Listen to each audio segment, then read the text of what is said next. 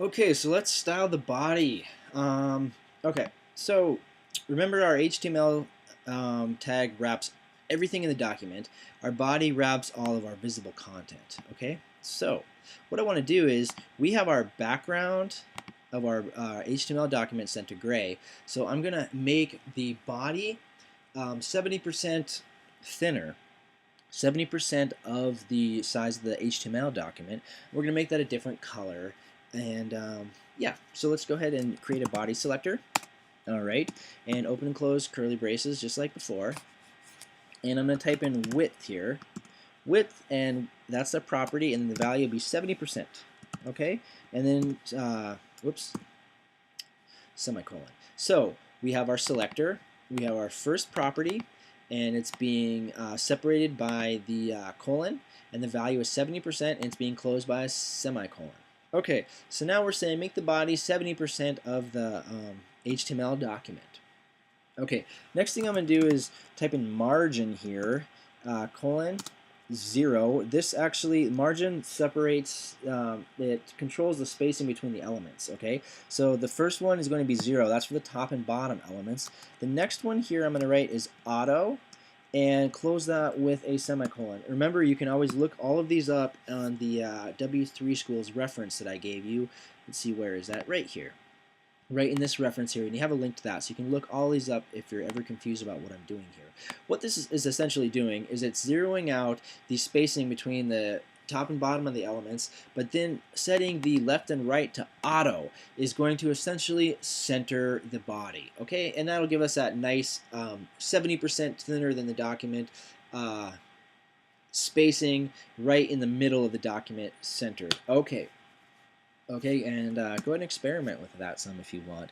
So the next thing that I want to do is I want to set up a font family right now for the entire document. Okay, so how we do that is font family, okay, and again you can look these up if you're not sure how to do it or if you forget, but whoops, I have to spell things correctly though. Font family and colon. Now any font that we put in here we can use. However, the thing to do is to actually throw in several common fonts so that the browser will try the first one, and if that one's not available, it'll do a fallback to the next one, and so forth. So you want to use common font families here. So I'm going to type in Georgia, and then comma, and that's how we have the first one. The next one I'm going to type in is Times New Roman. Since that's not one word but 3 words, we want to put it in quotation marks so that it knows that it's all one font. Okay, so Times New Roman, okay, comma, Times, okay, and then we'll put in the whole serif family, all right, and then close all that with a semicolon. Okay, now the one that I was promising you is we were going to change the color, so let's do that. And how we do that is just write background.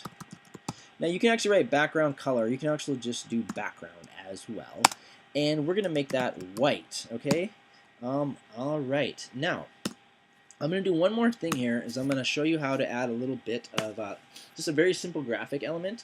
We do that with a border. Border, where do we want this border? We want it on the bottom. So border dash bottom, separate that with a colon, and we're going to make that 10 pixels, like so. Okay, space, solid, that's what type of line it's going to be, and what color? Green. Okay. And again, if you're confused about all this, you kind of start to memorize some of this stuff the more you work with CSS. But you have these references here. And so, go ahead and use these and just keep going like that. When we're editing our content management systems later, you're going to encounter a lot of code that you've never seen before. But knowing what it is, well, all you really have to do is copy it and then look it up, okay? Because everything, there is hundreds and hundreds and hundreds of different properties and values. But if you just, copy it and throw it into the reference in the W3 schools, you'll get the answer just like that. So wonderful cheat sheet for you right there. So I'm going to go ahead and save this now, and let's see what happens, okay? So I'm going to go back over here to my trees HTML, and remember we have linked that to this style sheet, and I'm going to go ahead and preview this in a browser. We're going to do Firefox, okay? Let's remember this selection. And there we go. all about trees, right? What Wikipedia says about trees, and we have the white background here. It doesn't look very nice, does it? No, not at all. So what we're going to do is we're going to add a few more things to this to make it a little more attractive. And I'm going to do that in the next video.